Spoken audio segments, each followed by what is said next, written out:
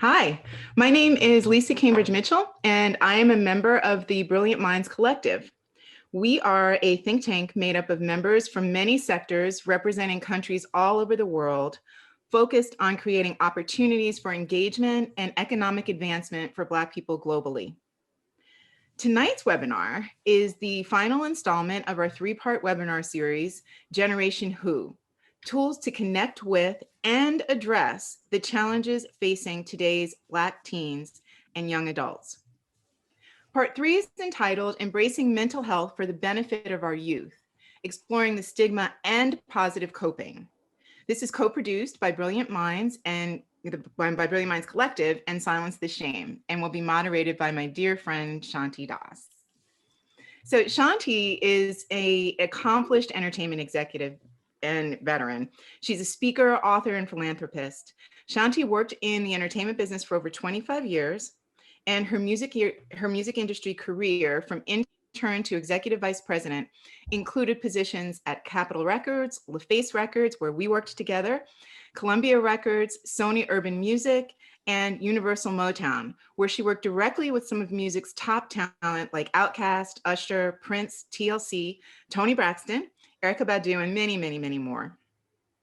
As a result of Shanti's extensive community work in the 2000s decade, she decided to establish her very own nonprofit, the Hip Hop Professional Foundation Incorporated.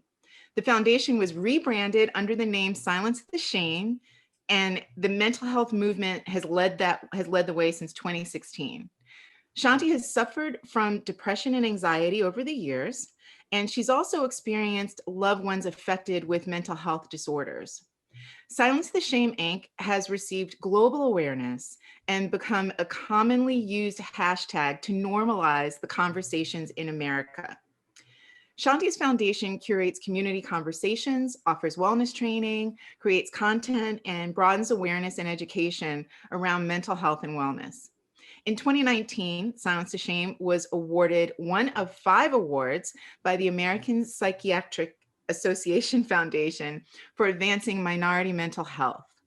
In addition to running her nonprofit, Shanti formed a new brand called Yeah Wellness. She speaks live at companies, universities, and other organizations, sharing her inspiring story and now facilitating virtual webinars around mental wellness with licensed mental health clinicians. Please welcome my dear friend and former coworker at LaFace, sister, and just all around wonderful human being, Ms. Shanti Das. Oh, thank you so much, Lisa. It's such an honor to be here to serve as moderator today and for our organization, Silence the Shame, to be doing this most important work with the Brilliant Minds Collective. And Lisa, it's just good to see you. I miss you, and I'm going to have to come up and visit you. I'm getting my second vaccine in 2 weeks, so hopefully I can travel soon. So again, greetings, everyone. Welcome. Good evening.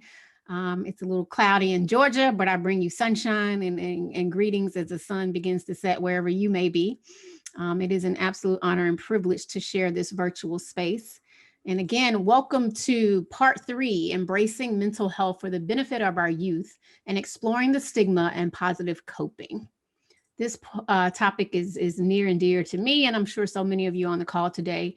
And we have put together an incredible panel of experts to talk about this subject matter. And so I'm going to jump right in and start the introductions. First, I would love to introduce this woman who has literally changed my life outside of Lisa, because Lisa and I go back, and she's the one who told me to do marketing. And now I'm in marketing. I'm just doing it in the nonprofit space now. But Jewel Gooding is the executive director of Silence the Shame Incorporated. It feels so good to say that. I used to have that title, but Jewel really helped us. She's formerly our board chair of Silence the Shame, but has poured so much into us and has an extensive career. But I will let her share a little bit more about her background. So welcome to the conversation, Jewel.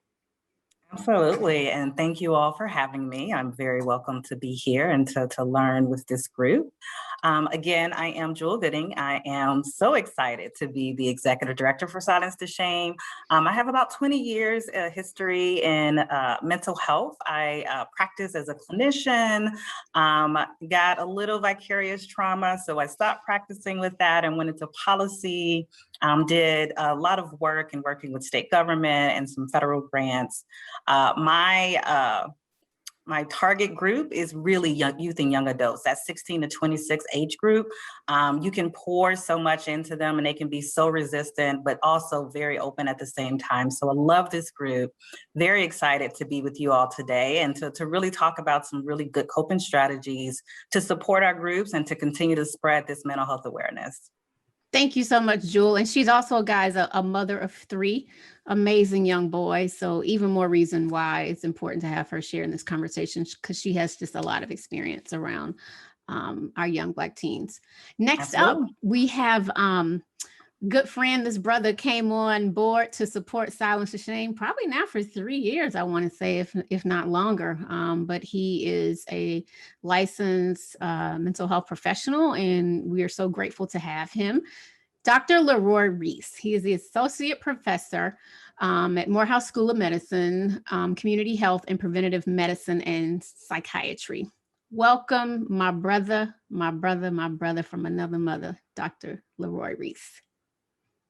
Well, Shanti, thank you. And it's a pleasure to be with you all this evening. As Shanti indicated, I'm on faculty at Morehouse School of Medicine. I'm also director of behavioral health at Coma Counseling and Consulting. It's a pediatric practice in Decatur, Georgia. I've been practicing for about 25 years now. And in particular, I focus on adolescents and particularly focus on Black males. As I've shared with Shanti previously, this is the place I want to be. I prefer to be having conversations with folks about how we live healthily, more healthily in terms of our behavioral health and understanding the intersection between physical health and mental health versus seeing you on my couch. But I tell folks that if you need to come join me on my couch and work it out, that's what I'm there for. So thank you, and I look forward to a rich discussion this evening. Thank you again for joining us, and we're grateful to have you. Next up, we have our queen, Sharon Green, who is a family coach. I am just meeting Sharon for the first time, but we have a mutual friend. So I'll just read a little bit of the beginning of her bio and then let her share more information. Sharon has developed a unique approach in her coaching style to academic and parent coaching through the challenges that families face with the education of their children, which has inspired her own 12-year personal journey as a homeschool parent to 3 African-American sons, which I know you have a wealth of information to share. But Sharon, please, again, welcome to the virtual stage and give us a little bit more information on your background. I am so thrilled to be amongst all this beautiful knowledge and information that I'm going to garner tonight. I like to say that I have a PhD in boys. I have 3 sons, ages 25, 23, and 19. And while I've worked in community development, training, and education, my greatest lessons were through my sons. And so today I'm going to speak to you all from 2 voices. One, as a coach, life coach. I work with families and young adults and really helping them just live their purpose and allow parents to figure out that how to step back and trust the process. But more importantly, tonight, I stand to you all as a mother with a bipolar son. My 25-year-old is bipolar, unfortunately, but fortunately, he's here with us tonight. He has attempted suicide twice. And he has also been hospitalized twice. And this has all happened during the time of COVID. So I come to you all with personal experience and guidance on how we are to create these safe spaces for our Black and brown children during this time. So Sharon, thank you so much. And thank you for being willing. I know this is the work that you do, but for being able to just be transparent and sharing in this space. We certainly appreciate your time. And we also have a family member that he was diagnosed at the age of 18 with bipolar 1 disorder and schizoaffective disorder. And so I understand the journey and I look forward to sharing with you after this. So again, welcome to the stage. We appreciate you. So last but not least, we are excited about this next young man. Let's welcome Thierry Fortune to the virtual stage. He is the Senior VP of MEE Productions, Inc. And he's also one of the founding members of the Brilliant Mind Collective. And he's going to share a little bit more. He has a short presentation to tell us more about the important work that they're doing with the Brilliant Mind Collective. Great. Thank you all very much for joining us this evening on the Brilliant Minds Part 3 of our Generation Who webinar series. And I want to thank our moderator, Shanti, and Silence the Shame for partnering with Brilliant Minds Collective to make this webinar happen. So thank you very much, Shanti. Mental health is important beyond mental illness prevention. Helping individuals heal and recover faster when stress and trauma does occur can provide numerous gains addressing health disparities in the Black community.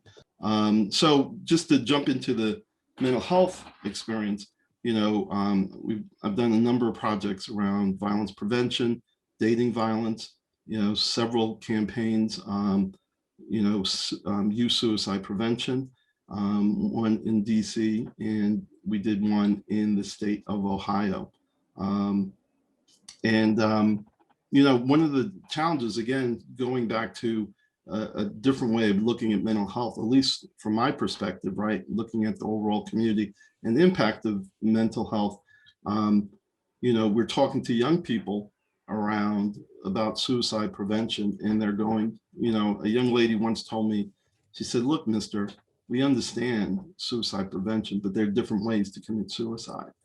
Some people do it by drinking, some people do it by fighting, some people hurt themselves. There are different ways to get to that.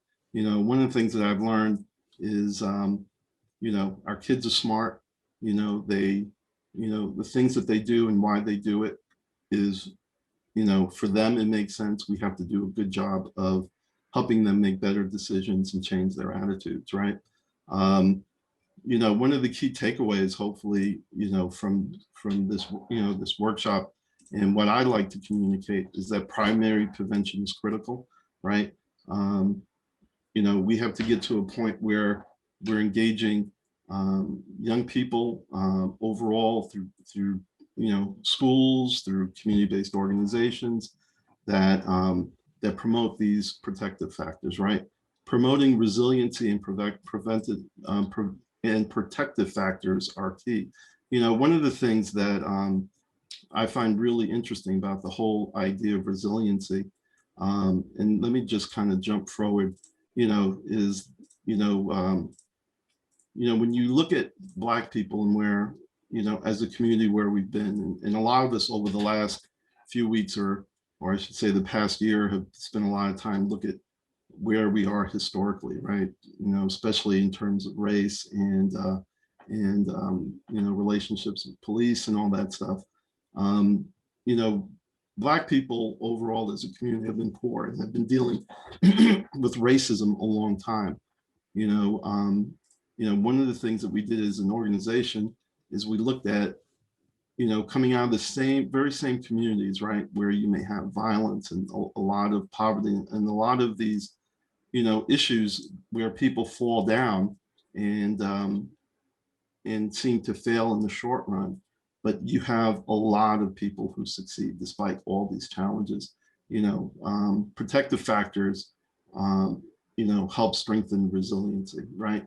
So people should, look at these protective factors with that in mind. One of the things, some of us love our acronyms, and one of the things that I like to, sometimes some people have a hard time remembering and understanding protective factors and resiliency. I like to think of it in terms of the 3 Ps, right? It's about positive people, positive places, and positive things to do. We all know that mentoring, for example, makes sense and helps young people. We worked with the Big Brothers Big Sisters, and one of the things that they love to tell you is that 6 months of a meaningful mentor, of young people having a meaningful mentor in their lives, can change the trajectory of their life, right? Having positive places to go and positive things to do, is on the surface seems to make a lot of sense, right? But we have to start thinking about them and creating them. We have to start looking at some of these environments where our young people are going, right? And make sure that they're safe places, not only for just young people, but also where they can thrive and include these positive protective factors as well. So I was going to jump into this, but these are some of the social determinants of health. That we put it in the context of a young person's worldview. These are some 8 variables, right, that impact young people in terms of what's going on in their lives. The streets, a lot of our young people, especially the poor kids, are dealing in environments where there's a lot of violence, and they have to deal with it and it impacts them in a variety of different ways, right? If folks get a chance, I'm not even gonna get into education. There was an amazing webinar done, the first part of this series, where we had some great experts who spoke about that. In terms of economics, especially Black men, even before the pandemic, the jobless rate for our kids were 2 or 3 times the average. But I'm not going to go through all this. We're going to be, talking about them as a group. But, thank you very much. I really appreciate, the panel. Well, thank you so much. And I just want to commend you on all the work that you and your company and your team have been doing to certainly help our youth, our African-American youth. And I look forward to getting into continued dialogue with you throughout the panel. So let's jump right in. According to the APA.org, between 1991 and 2017, suicide attempts among Black adolescents increased by 73%, while attempts among white youth decreased. According to an analyst of more than 198,000 high school students nationwide, that was according to 198,000 high school students nationwide. Other studies have shown an elevated risk of suicide among African-American boys aged 5 to 11. Jewel and Dr. Reese, why do you think there has been such an increase among suicide rates for our Black youth? And I know that those statistics were from a few years ago, but we've certainly heard a lot more, even in terms of the rates increasing throughout the pandemic. So I'll start with you, Jewel, and then we'll go to Dr. Reese. Absolutely. And I do want to kind of piggyback on something that was said earlier in regards to what suicide looks like, right? So that's something else that we don't necessarily talk about as often, particularly when it's related to substance use, or when you aren't able to get a clear declaration of what suicide may have been. So oftentimes in those types of situations, you're not able to even capture if someone attempts suicide by cop, where they're putting themselves in a position to take their own life, if there are no letters or anything left or any significance in stating that. So the idea is not so much that it's increasing as much as it is that we're recording or we're able to report on it more. So that's one thing that we have to look at, and that's the data, right? The data can only give you as much as what's given out there. Right. And oftentimes, you see so many of our young males are incarcerated. So they're also put into positions where, that access is not always available to them as well, too. So that's another component that we have to think about. But then you just think about the emotional aspects overall, right? When we think about development, we think about our communities. We talked a lot about that community violence, really understanding what that does to our psyche and really understanding like trauma, right? So these adverse childhood experiences, these ACEs, these are events that occur within our lifetime that have a negative impact on our lives, So for instance, growing up in a violent neighborhood, or maybe being in a home with someone who have a mental illness, or even with domestic violence, right? So you have all of these different factors that can compound upon that.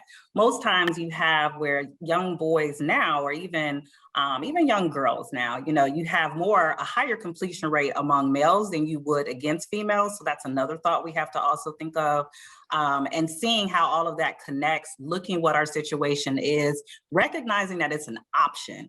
You know, prior to, you also think about in our communities, Black communities, you didn't talk about suicide. You didn't do that. That wasn't an okay thing to do. You had religion to be an aspect of that. And then sometimes, you know, it's just your own belief and understanding and recognizing that strength. You know, you have to be strong. You have to do this. You have to do that. Have no feelings and emotions. And, you know, now you can't do that anymore. That is not, you know, the guidelines. And so now you have so many of our Black boys who are breaking down because they can't live up to the expectation of manning up and making sure that you can deal with the life stressors as you are, and just being the provider and just being the one who provides that lead. So all of that just compounded, plus we're continually to lose our Black fathers, right? They're being incarcerated, they're being killed. So, you know, you have this higher sense of helplessness and hopelessness. You're seeing the Trayvon Martins, and you're seeing all of our Black boys just leaving us in such violent ways. You know, you do, just how do you think you would feel, right? You know, just thinking, do I even make it out of this alive? You know, I grew up on the South Side of Chicago. I didn't know if I was going to make it to school that day. You know, you just trying to make it to the next day. You're constant in survival, and being in that aspect of it, you get tired, right? Amen. So, you know, and just thinking about what a lot of our young boys are dealing with, the situations that they're around, what they're constantly viewing because they have immediate access with social media. You know, that's a lot. And, you know, suicide has become an option, you know, because you're hearing about it so much more frequently. You're seeing it in celebrities and influencers. It's happening. So now you're seeing that, you know, this could be my way out. This could be my escape. So we're losing a lot of our young Black boys to this option because we haven't given them the resiliency, the tools, the strategies, the understanding to say that it's okay not to be okay. Dr. Reese, I'll let you go from there. Yeah, no, absolutely. I mean, everything you said, though, you gave a word, Pastor Jewel. I'm just going to let you know that we appreciate everything. And you know, I went through my own suicidal ideation in 2015. Certainly not as an adolescent, as an adult, but it's an option, right? And that's a problem. And it really shouldn't be an option. So let's go to Dr. Reese. What do you think about this, Dr. Reese?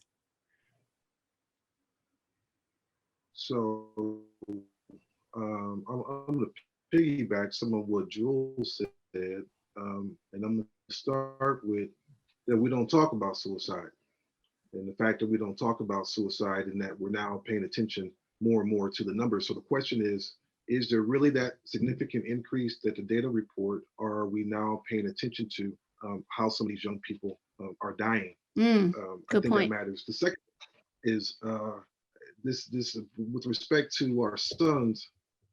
This idea of manning up, I'm gonna say here, and this is a completely different conversation, we need to re-examine what manning up means. We've put our sons in a situation, the society has put our sons in a situation where the playing field is not level, the rules are different, and then we tell them to man up, and then to the same time not acknowledge the pain or the trauma in the form of those adverse childhood events that was referenced earlier, to not acknowledge that pain because you got to man up. That'll make you crazy and make you want to die. Suicide is about being in pain, and being in pain that at some point becomes unbearable, and you're looking for an out. But one of the points I want to make is that suicide is not a static event. Very often, it doesn't just happen as a function of an impulsive kind of thought or feeling. It evolves incrementally. There's a deterioration on the soul, the spirit, the psyche, the will to live. And that's what we have to pay attention to, because a lot of times when there's a completed suicide, we find ourselves asking why that happened, or what happened. And I submit to you that part of what we have to prepare our community to do is to, one, be able to identify what you're seeing.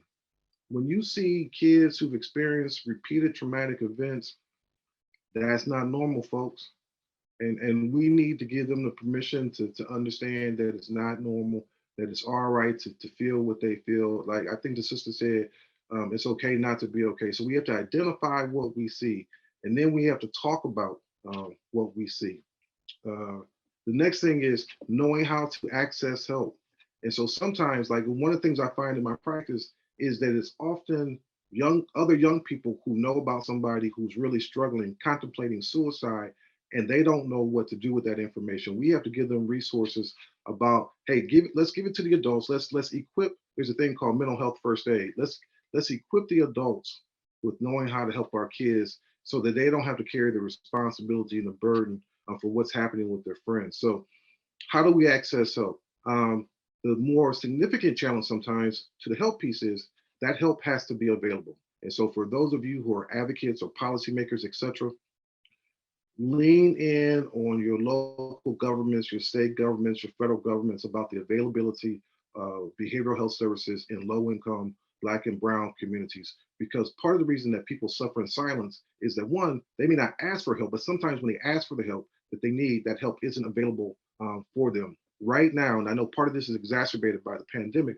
but right now, most folks I know have 3-month waiting lists. And part of that is we have to make more providers available to our young people. So I want to finish with this idea that the disenfranchisement of Black youth continues. And in some ways, it's been accelerated because some of the effectiveness of historical kind of conduits of support, care, the mentoring, the theory talked about a little bit earlier, they're not as kind of available or not as engaged to many of our young people. And so what happens is people get on this roller coaster and it's creeping up the hill, creeping. Our job is to not let it get to the top of the hill so that it comes crashing down. And so oftentimes when we do these psychological autopsies, we find that we can point to how that young person got there. And so, my encouragement to the audience is let's pay attention. If you don't know how to identify somebody who might be in distress, let's talk about how we get you the information and skills that you need to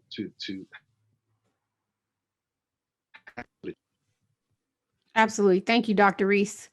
I want to ask Sharon a question really quick. What has it been like being the parent of a child with a mental illness, right? Because we all have mental health, but we may not all, excuse me, have a mental illness. And if you could just unmute. Can you hear me? Yes. Okay. Actually, he is online. I invited him to be present today. And first and foremost, so I always ask permission to speak about our journey from him and also from his brothers and other family members that are involved in it, because it's a family approach.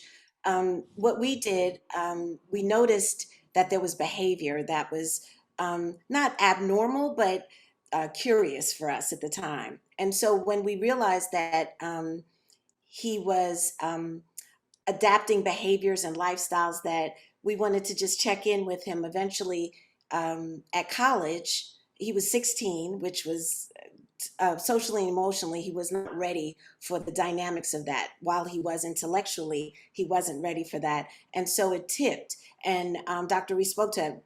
Bipolar and suicidal ideations do not happen overnight. It's something that has been going on, but because he was away from us, we weren't able to really detect it. As a parent, I embraced it and I protected him. I created a safe space for him. I also made sure that everyone in our family, in the immediate family, did their research to understand. It wasn't his responsibility to say what was wrong. It was for us to educate ourselves. And during that process, we didn't make him wrong. And he was able to feel comfortable in being who he was and what he was doing. And I really have to say, I was really sick. I took very ill for a year and wasn't able to support him, I felt, emotionally. And his brothers, one younger and one older, during his time of severe need, were able to step in. And that was because they were learning themselves. And so I'll answer the question a little deeper later in some of the other stuff that you've asked us. But I just really want to say for our communities, what I felt was very important was for us to start having a different conversation about what does mental illness looks like. And Dr. Reese can chime in or talk about it later. It is genetic, right? And we have to understand that as we look at cancer, as we look at diabetes, hypertension, we also have to look at mental illness. And so Thank you, Sharon. And I just want to say, welcome, King, to your son. Thank you for being a part of this safe space and sharing your beautiful mom with us this evening. I too concur.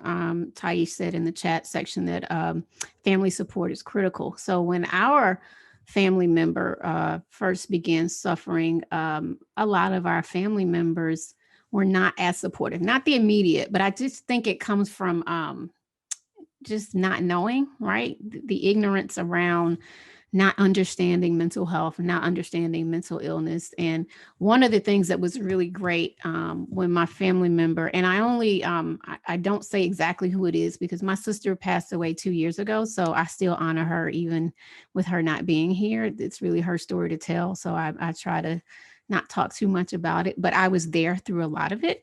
And that family member violently attacked my sister, almost killed her.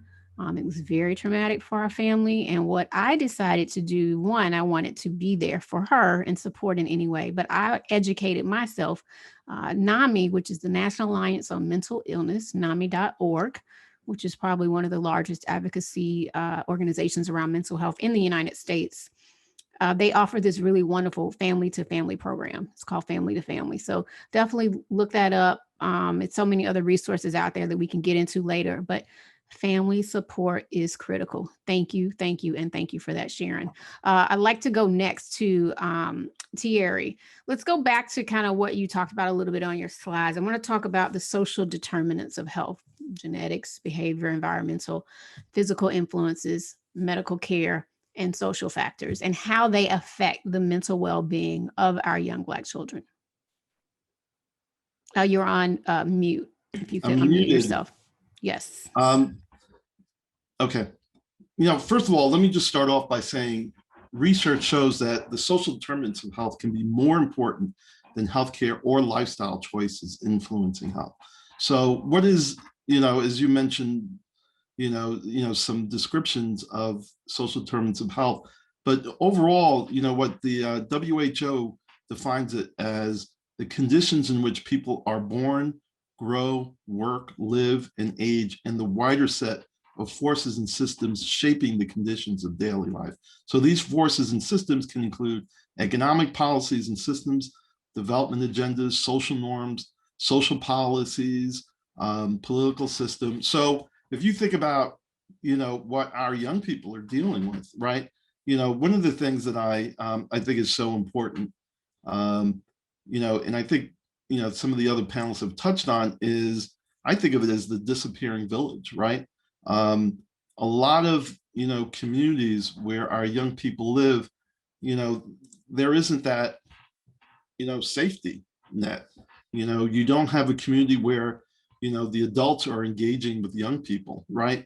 In schools, you have kids coming into schools where the teachers aren't treating them like students and kids. They're literally going through police, right, to get into their schools. So, I mean, all this stuff really, affects the environment, affects your mindset. I almost think of it as kind of this chipping away at your spirit, at your mental health, at your enthusiasm, your expectations in life, and that beats you down. So when we get into the some of the protective factors, they're all about how do you strengthen those pillars to make sure our kids are capable of handling this ongoing trauma, man. It's like a daily thing for young people. Absolutely. Thank you, Thierry. Jewel, do you want to add anything to that, or anybody else? Absolutely. So, love there's a depiction of the social determinants of health where it envisions a tree, right? So you have the seeds that are coming in and Sorry, Jewel, we're getting a little bit of feedback. It's like an echo. I don't know if there's a. Let's try it one more time. Can you hear me now? It's still a little bit of an echo. You know what? Maybe if you want to log out and come right back in, I'm going to have Dr. Reese, you want to add a little bit to that? Sure. Dr. Reese, you there? Okay. I um, so I, what the brother was saying with respect to the social determinants of health, I mean, and so that when we can look at, you know, putting we talk about place-based and person-based investments, and so how we create health and wellness in communities, how we create wellness within schools. What does it mean that that you go into a school where you're interacting with law enforcement, and what's the nature of that interaction that you have with law enforcement? Um, that we have to be intentional about creating the life. So we have to vision, if you will, the life that we want for our young people and some of these social determinants. And then the same social determinants that produce poor outcomes are the same social determinants that can produce great outcomes. So when you have the availability of health promoting resources, you get good outcomes. When you don't, you get poor outcomes. When you have quality schools that value and affirm their learners and do what they can to develop the potential of those learners, you get good outcomes. When you don't, you get poor outcomes. And so I think the ways in which we own and exercise our agency within our communities around these determinants matters. And my last comment around this piece is understand that each one of us is a determinant of health, and that what we do matters and has an influence on not only ourselves, but somebody else. I love that. Say that one more time, brother. It's a good show. I should know that. But it's the idea that each one of us, the World Health Organization, which Theory made reference to, has these models of social determinants of health. But missing from those models too often is us as individuals, the acknowledgement that each of us is a determinant of health. That Yes. we have on not only our well-being and our health through our exercise of agency, but on the health and well-being of others. And that's when Theory was talking about the availability of caring, supportive adults. That's really what he's talking about. He's talking about that adult being a determinant of the health of the young person with whom they're interacting with. Thank you. Thank you, Dr. Reese. Jewel, did you want to add anything to that? How's my audio sound now? Good. All right. So yeah, no, I think my two guys covered it pretty well, and just really understanding those aspects and the importance of those protective factors when we think about the social determinants of health, and then really keying in on that individual. So you have the individual, you have the family, you have the community, all of those different levels that are so important when you think about those aspects.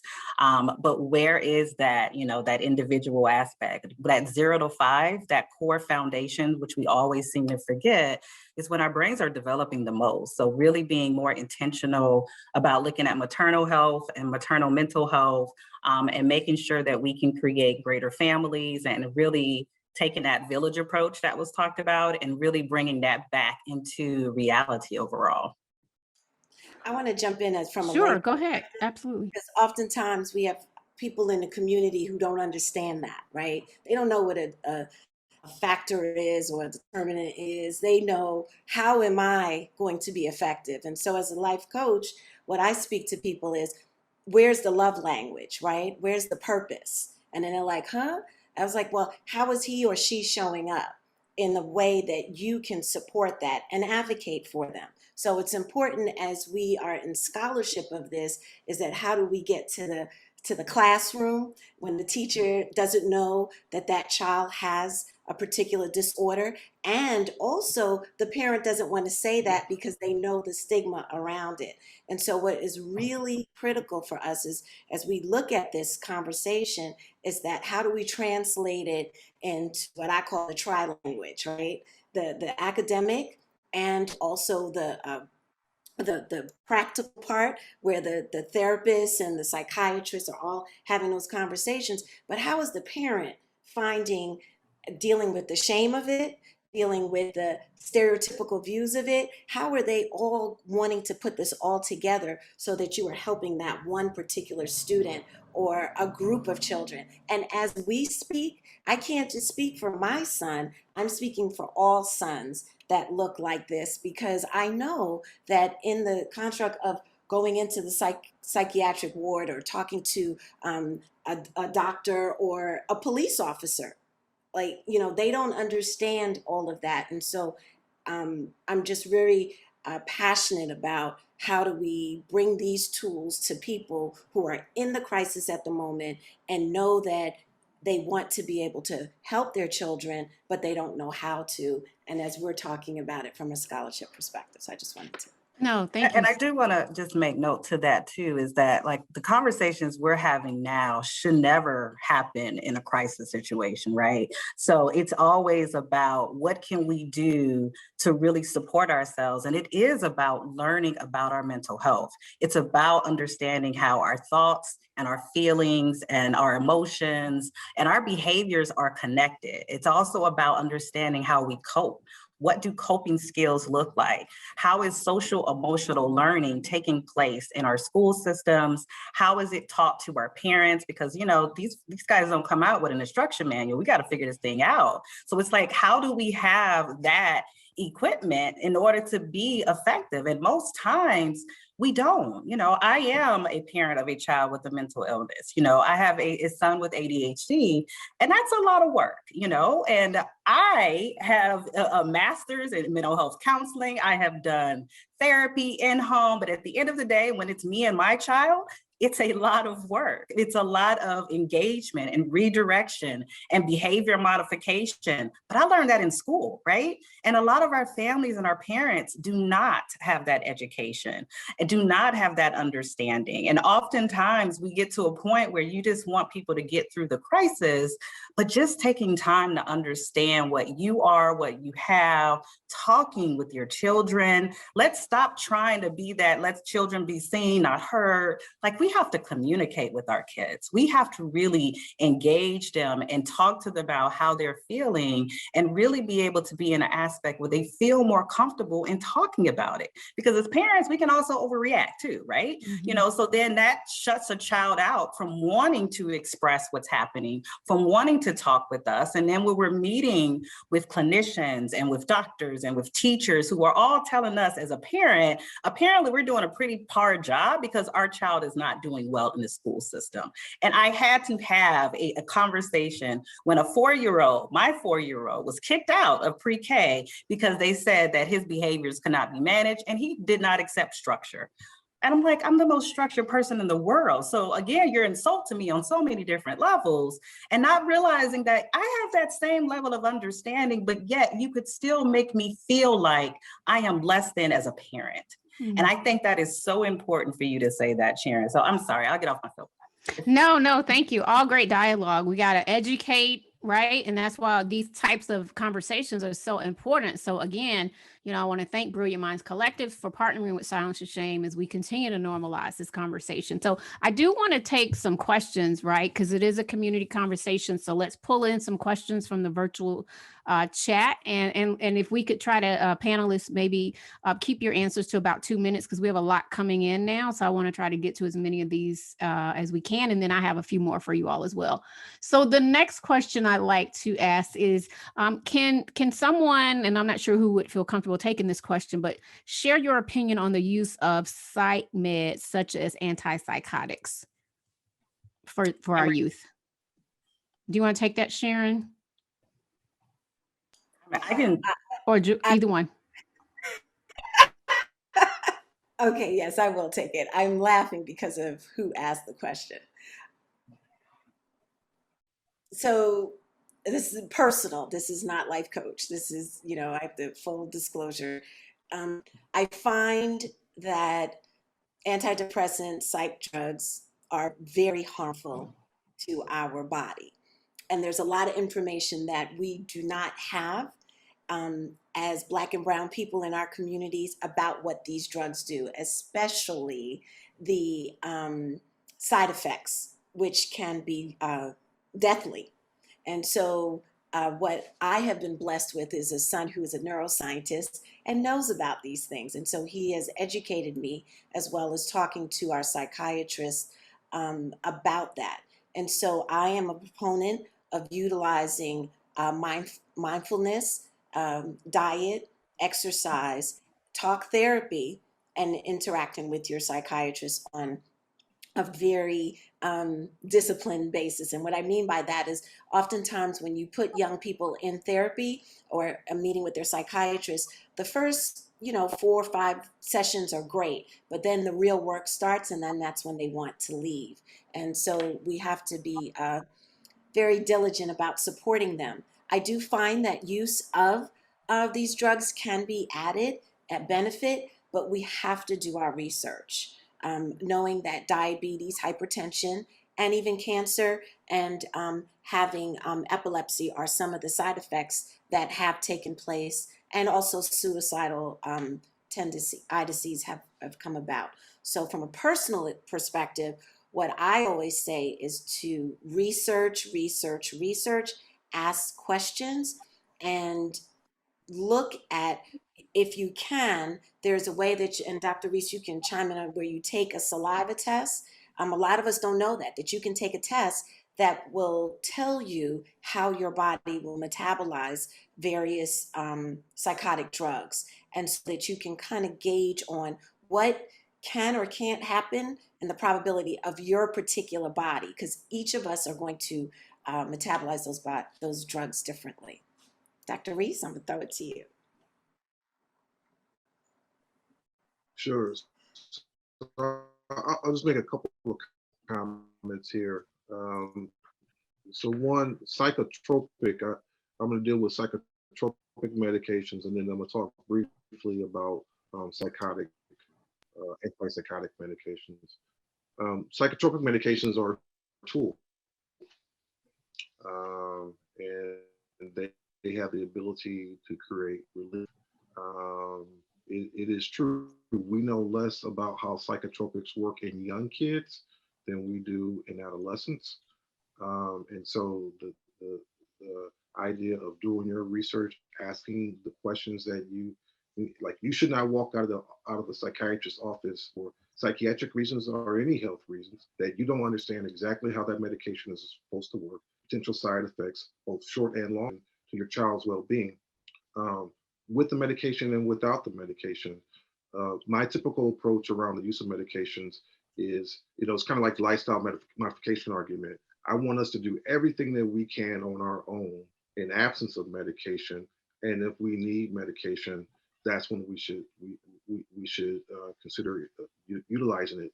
Now, having said that about psychotropics kind of writ large, and I'll say generally speaking, Black and brown folks tend to be overprescribed psychotropic medications. And so that's why it's very important for us to ask the questions that allow us to have the information that we need. But I do believe they're a tool, and it can be a useful tool done properly. On the issue of antipsychotics, I struggle with kids, adolescents being on an antipsychotic, because what it means is that you're experiencing some psychosis, some impairment in your cognitive functioning, such that in order to medically stabilize you, we have to use this very powerful medication. One of the biggest problems in this space is that too often our kids are misdiagnosed. So people who experience psychosis tend not to experience that until late adolescence, early adulthood. So folks are talking about 9, 10, 11, 12, 13, 14, 15-year-old kids being on antipsychotic. Here we're talking about things like Haldol, Abilify, etc. We really got to kind of unpack and make sure, hey, are we sure that we've gotten the diagnosis right? Because it would be an atypical presentation to use antipsychotic medications with kids. And so that should give everybody pause. And one of the questions, the standard questions that folks should be asking is, what class of medication is this? Is this an antidepressant, anti-anxiety medication, anti-what? Tell me what this does, and then go confirm what you've been told. So I'll stop there.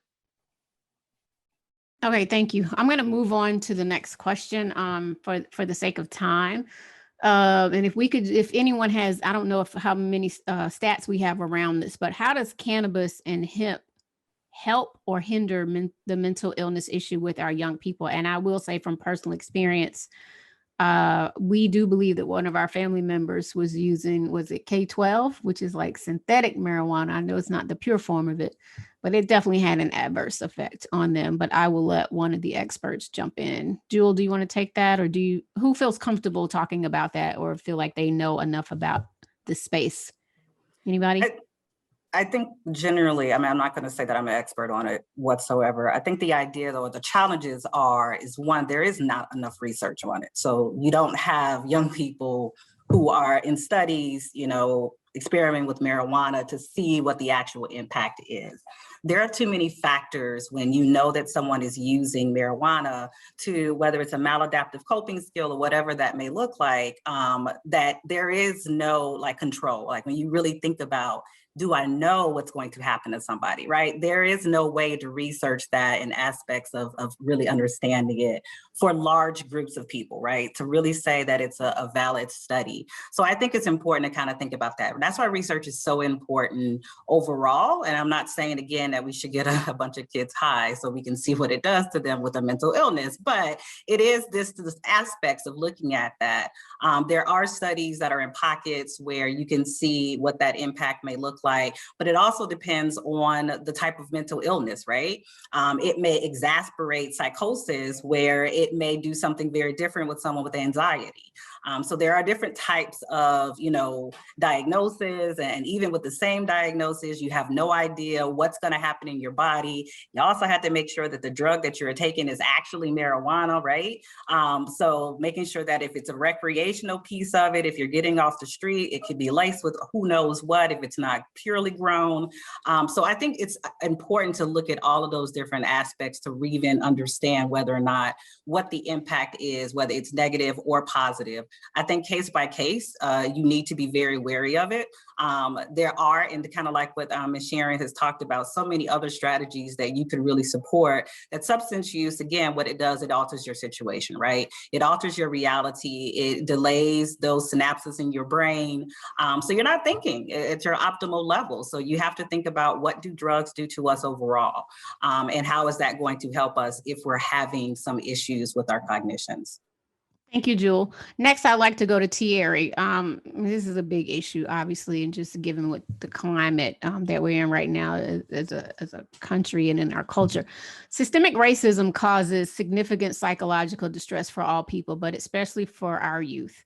What can we do to support our youth around the trauma they experience in their community? You're on mute. I'm on mute. Yes.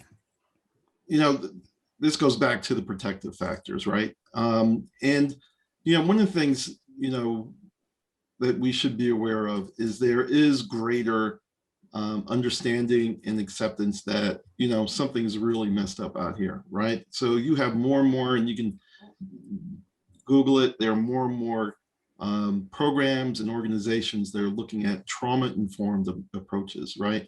Where they're looking at the fact that people are going through a lot in their communities, in their lives, and take more and more of these things into effect. So saying that, I'm going to give you an example of a project that I did with Brown University. This is, targeting gay, bisexual young men in Jackson, Mississippi, high school students. And this is around HIV prevention and promotion.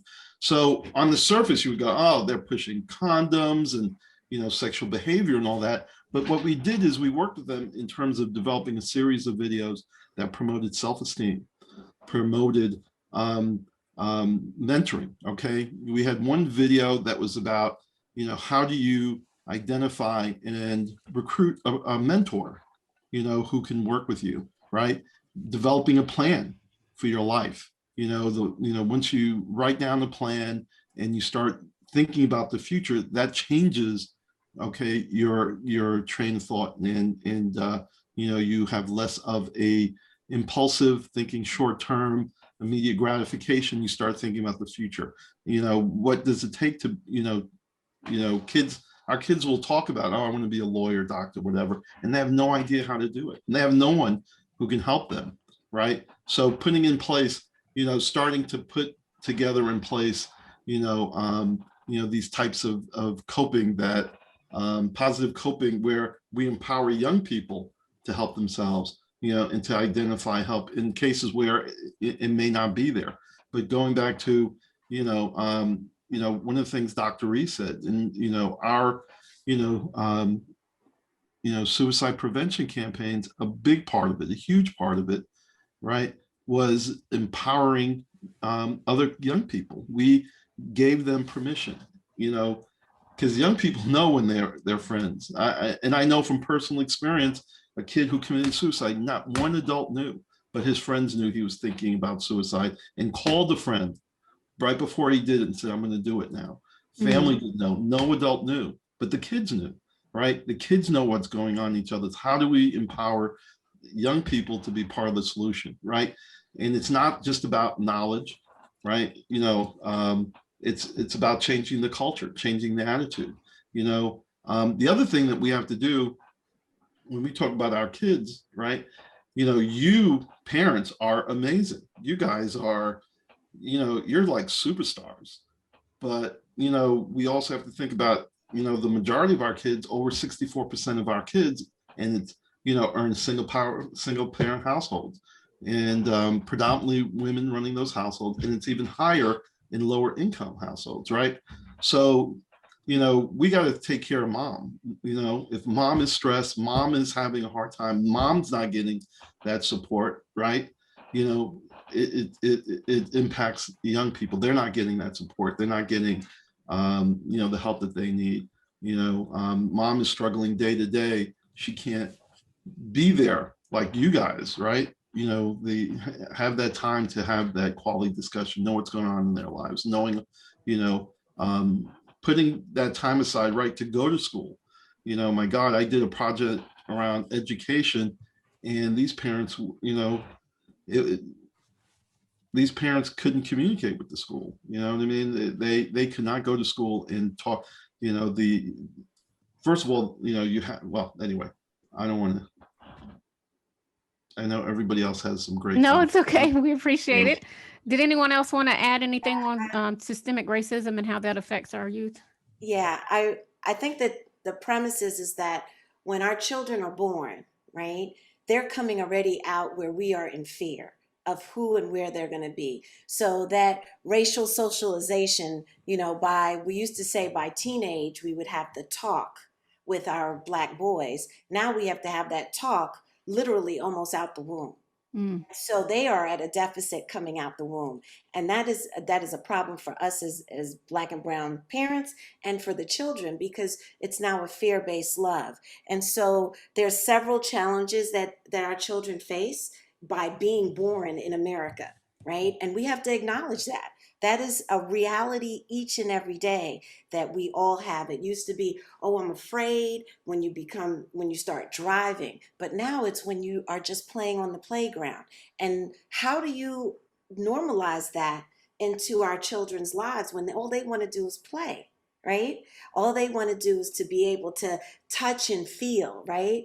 Boys and girls. And so now we have this whole thing of, oh, you can't touch, oh, you can't see. It's called exploration, but now it's called, oh, you're probably going to become a rapist, you're a pedophile, you're this and you're that. And so how do we look at developing healthy ways for our children to be raised in this society?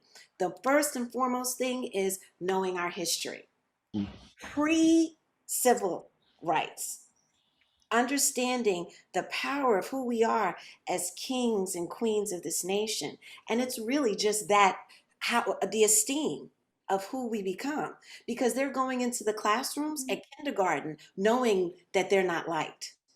Our children feel the vibe. You remember when you have the infant kid and you take it and you give it to the person and they start crying? Well, I used to take my kid back. Like, oh, no, your vibe, my kid's not running with that. But a lot of times we say, oh, no, just let them cry it out. But when they go in the classroom, they feel that vibe and they're holding on to you and they say, oh, you have attachment issues. No, they don't. They know they feel something, but we're trying to say, this is what we need to do for you, right? Because you have to go to school K through 12. I think it's also too important, though, to really think about it. It's not just our children. It's our entire culture. Oh, absolutely. And unfortunately, even in doing our history and knowing our history, there are some, we won't ever have that opportunity. I am a melting pot of different backgrounds and cultures and tribes and all of those different things. So it's not even just about knowing your history and about knowing what that culture is or attaching to something, but about what can we do now, right? What can we do to create a system and a culture so that people can feel welcome, so that people can feel accepted? And yes, that does include changing our history books, because again, those history books does not reflect African Americans and Hispanic Americans and other Americans in that aspect. And slowly they're switching that, right? They're trying to include human geography to support students in understanding different cultures. But the idea is that we as adults now, what we need to understand is what that information looks like and how we can transition our students in knowing that, yes, you can look at yourself and love who you are. So it's about that self-love. It starts what's happening right in our homes. What are we talking with our children about? What are our own belief systems? You know, do we believe? I grew up in two different eras in my household. My dad is 82, my mom is 60. So it's really looking at all of those different generations and their experiences and the impact that it has on me. And then what am I then now teaching my children? Trauma-informed care is not necessarily divided or brought out in a way that supports a culturally responsive need in Black and Brown communities. So even just using that buzzword, right, trauma-informed care, like all of a sudden that's going to solve all of our problems.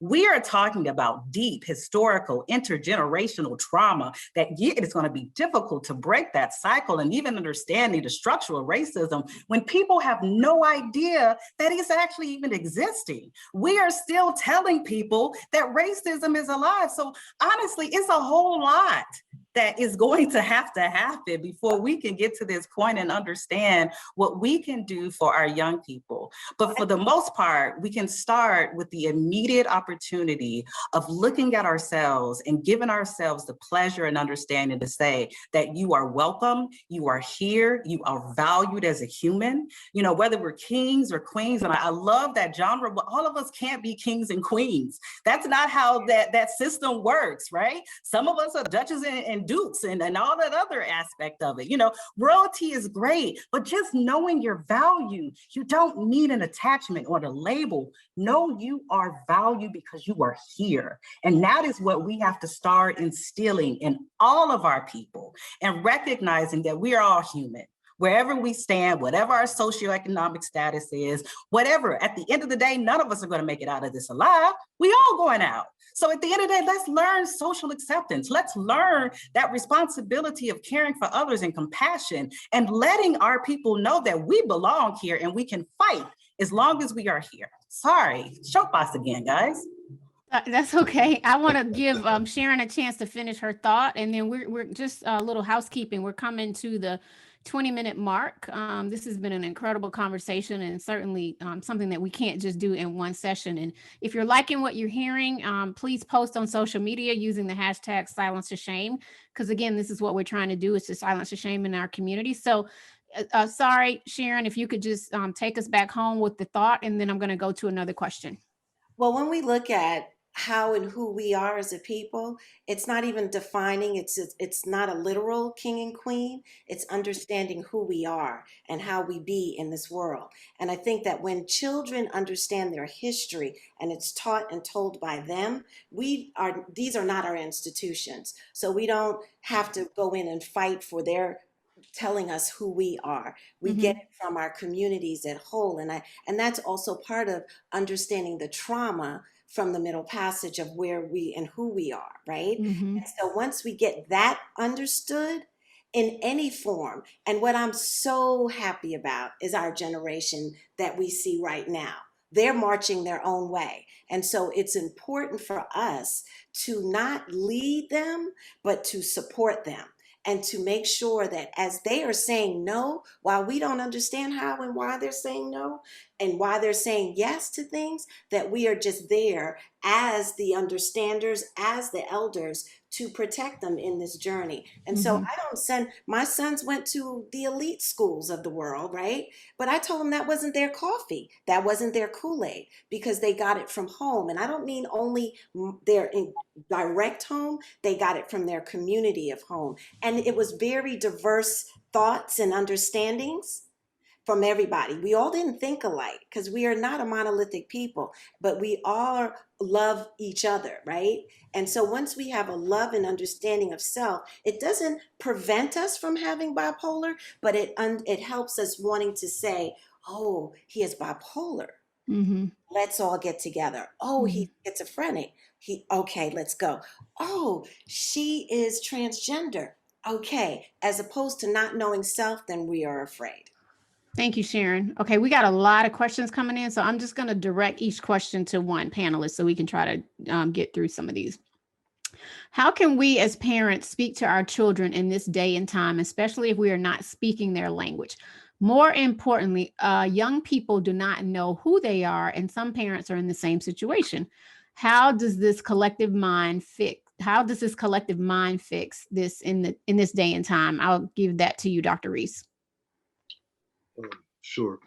So I tell parents that the best way to communicate with your kids is to start by listening. Adults want to talk, and sometimes our talking gets in the way of our learning. And our kids have much to teach us about their reality and their experiences. And so when we put ourselves in a position to listen to our kids, particularly our adolescents, one, they will share. Second, when kids realize that you're not only listening, but you're listening to understand, not to respond to what they said, but to understand what they said, then they are more inclined to listen to you, right? And so it becomes this collaborative kind of back and forth. We don't live the lives and the realities of our kids. And so as we try to promote what I heard my sisters talking about before, we're really trying to promote cultural resiliency.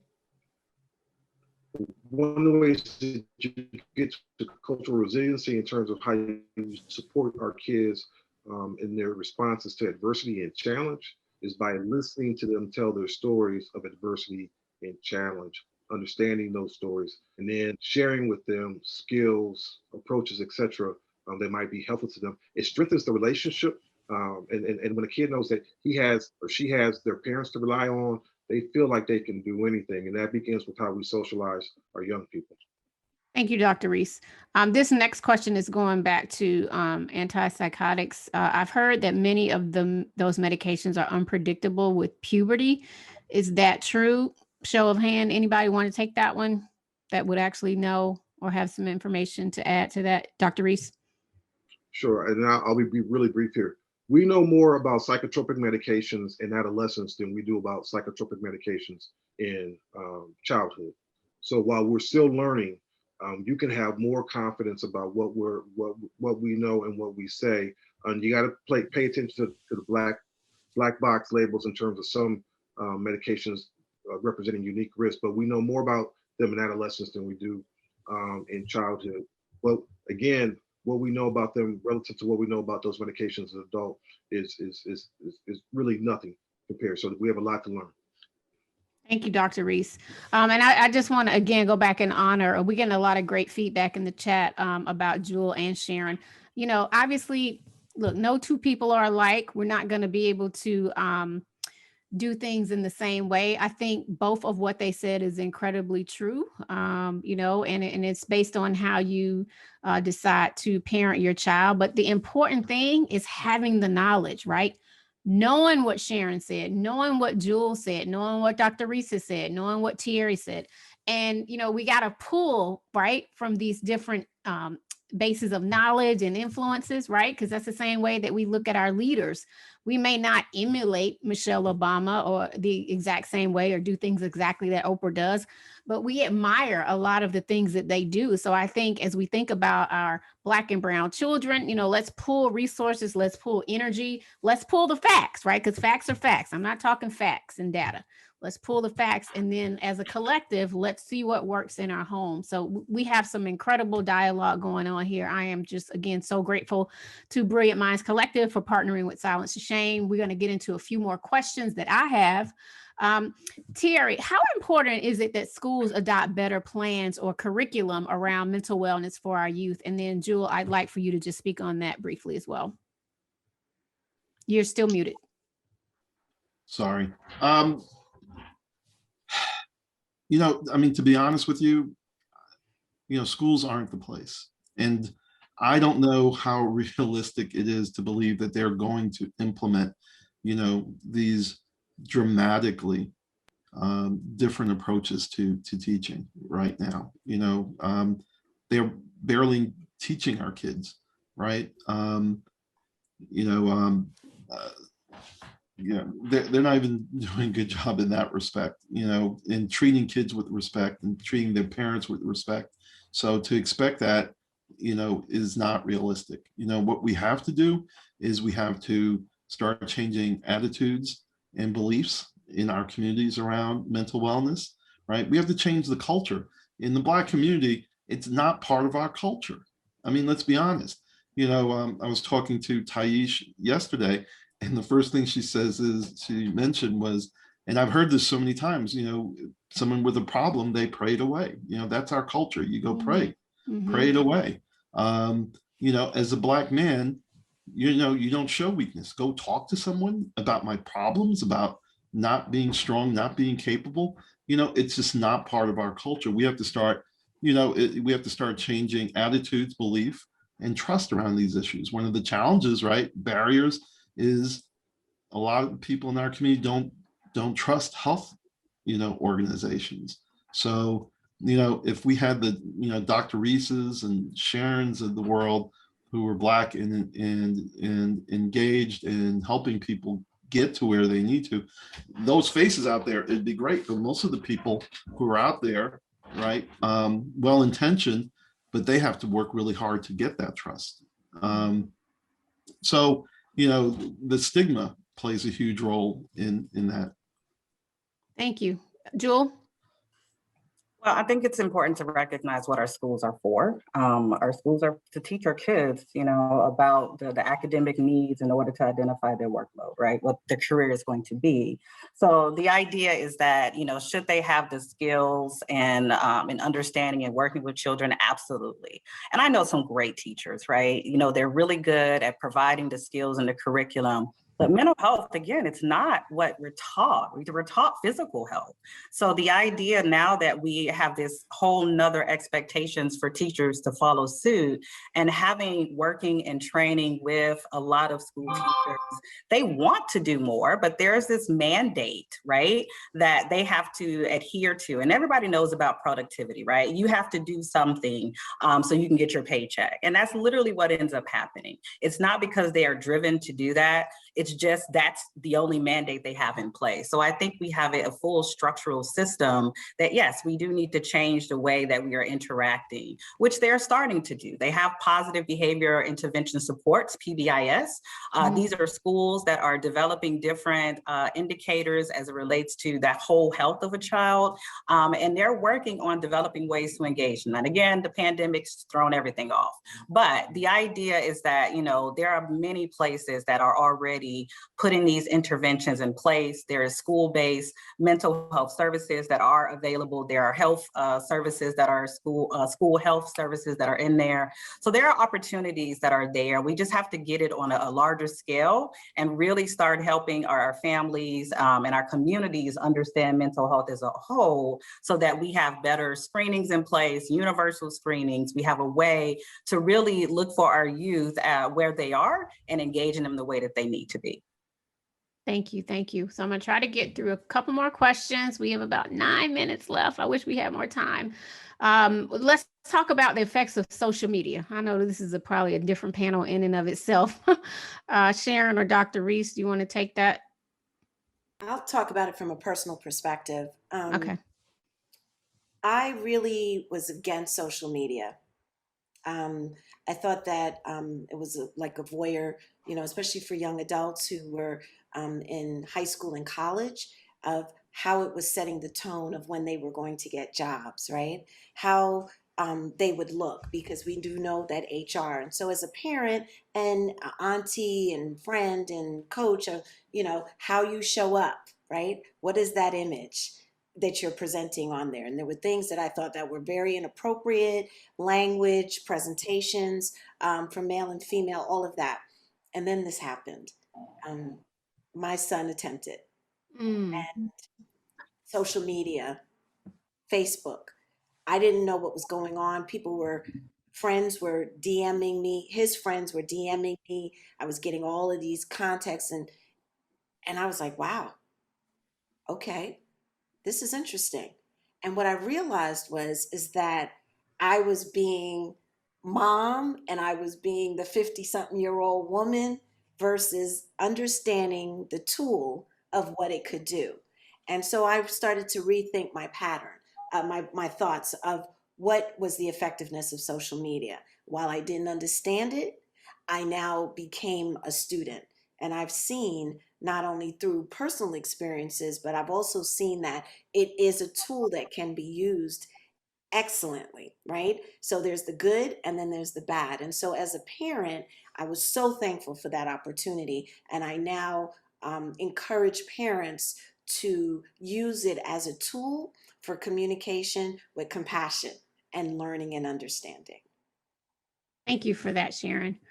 Dr. Reese, I want to ask you, with the rise of visual images, incidents have always happened, but they just weren't recorded back in the day. But now, with the violence that we're seeing against Black males, how do you think that plays a role in the health of young Black teenagers?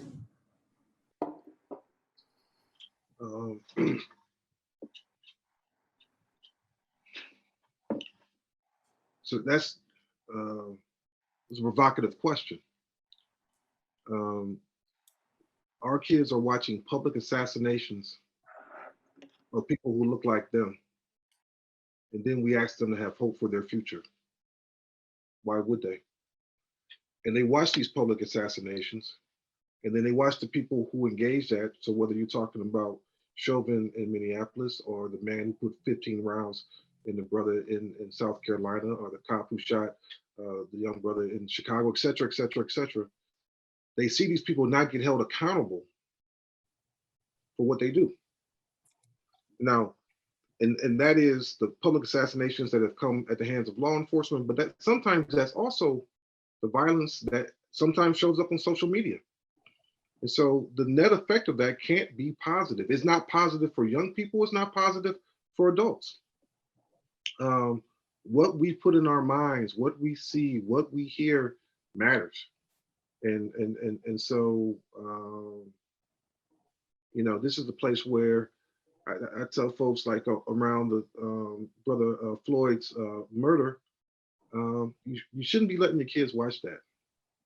The brother that got shot here in Georgia, you shouldn't be letting your kids watch. And if you're going to let your kids watch it, please talk to them about what it is that they're watching and what they think it means, how they're experiencing it, how they feel about what they're seeing.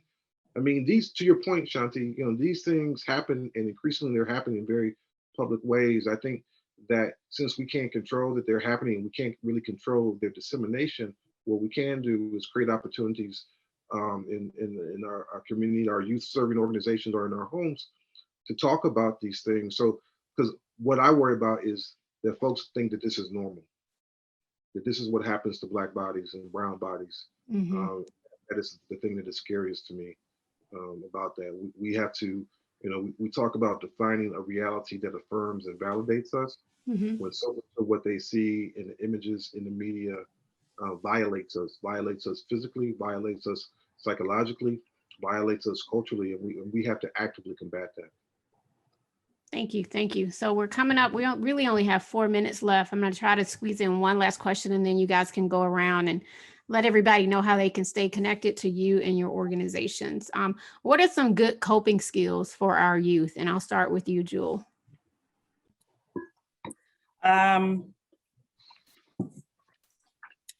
I think it goes back to that one piece of what Dr. Reese had talked about is what talking to them, right? So it's really identifying what helps them feel calm.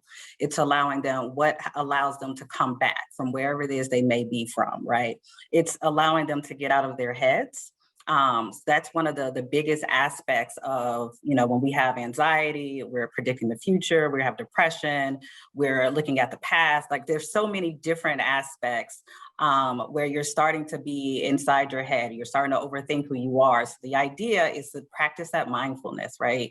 It's really understanding how to be present in the moment and teaching your children how to be present in the moment each and every time. And there are different activities that you can do, whatever is going to allow you to feel your senses, allows you to feel what's happening, whether that's touch, taste, or feel, however that may be for you. So I encourage you to look up mindfulness, right? That has been really instrumental in supporting ways to cope. And then naturally have your own vices, right? You have your music, you have your dance, you have journaling, you have whatever creative arts that you may want to kind of expel upon. And then naturally, when you need a little bit more, coping skills is one thing, and then you have treatment interventions that could look very differently. And that may require where a lot of your coping skills aren't working the same way that they were. So then maybe we need to get some more tools for our toolbox and maybe talking with a professional on figuring out what are some additional things that we can do. So I can bounce it to Dr. Reese. Sure. I think the brother actually laid this out for us a little bit earlier in one of his PowerPoint slides. We're trying to, in terms of this coping piece, we're trying to promote what we call social emotional competence. We want you to be healthy socially. We want you to be healthy emotionally. And he talked about positive people, positive places, and positive things to do. And I think that when we create opportunities to have our young people surrounded by peers and peer groups that are involved in positive activities and affirming adult caregivers, that's a win.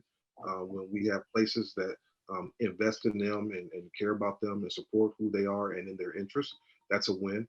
And when they have safe neighborhoods and safe housings and they go to the playground, etc., that's a win. And so a lot of the natural coping in terms of talking, sharing your experiences, etc., comes when you can be in places that are positive because it normalizes your natural expression. Thank you, Dr. Reese.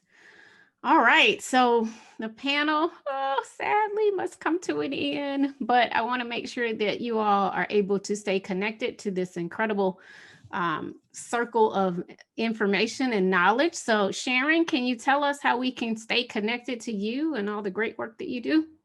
Okay, I am at Bloomtree, BLOOMTREEINC @gmail.com. Please feel free to send an email and I'll respond. My services are coaching and also academic services for children between the ages of middle school, so it's about 10 up until college. Thank you so much. And thank you for being on the panel today. Thierry, how can we stay in touch with you? I can be reached at tfortune@meeproductions.com. So that's M2Es productions plural.com. Thank you. Jewel? Thank you. Oh, I'm sorry. Is that it? That's it. Thank you. Okay. Thanks for being on the panel today and for allowing us to even partner with you. So we appreciate you. Jewel? Absolutely. So J is in Jewel, G @silencetheshame.com. JG@silencetheshame.com. You can reach me there. You can also reach me on Instagram at Jewel, JEWELL _good, GOOD, and the number 5, Jewel _good 5. Thanks. Thank you. And thank you, Jewel, for being a part of the conversation today. Dr. Reese? I just put my email in the chat, lreese@acomacounseling.com. That's the best way, primary way to reach me. And thank you. I appreciate this opportunity. I hope you folks keep talking, but more importantly, I hope that we do enact on what we talk about. Absolutely. And it would be good if you guys could list your information in the chat as well. And for me, if you like to follow me, you can follow me on Instagram and Twitter at ShantiDas404. Follow our organization on Instagram at Silence the Shame. Our website is silencetheshame.com. If you go on our website, there is a resource tab with a ton of resources around other mental health and advocacy organizations. We also have a podcast with over 40 episodes on iTunes, Google Play, and SoundCloud. We just got on Spotify. And also, if you want to look at some content, just to hear some more community conversations, you can go under YouTube under Silence the Shame TV. This has been amazing. I want to again thank Taish, Thierry, everyone at Brilliant Minds Collective, Lisa Cambridge for the wonderful introduction. I see my friend Melanie Massey in the house. I am just so grateful to be able to serve or having to been able to serve as your moderator. And I wish you grace, peacings, and bless. And I wish wellness to you and your families and your children. Let's keep this conversation going. #Silence the Shame. And let's take care of our brown and Black babies. Good night.